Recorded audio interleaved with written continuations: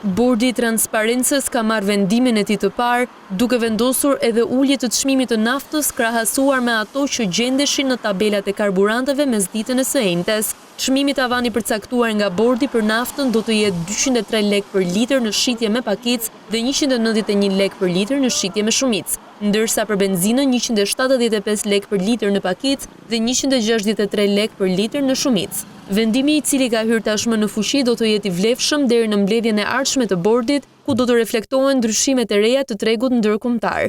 Ulja e çmimeve vjen si rezultat i rënjes në bursën Platts të Mesdheut, ku benzina ka shënuar ulje me $3.35 për ton dhe gaz ojli me $7.1 për ton, krahasuar me datën 25 mars. Bordi thekson se vendimet e tij lidhen drejt me luhatjet në bursën ndërkombëtare dhe me kursin e këmbimit të dollarit, ndërsa elementet të tjerë që përbëjnë çmimin final të karburantëve mbeten të pandryshuar.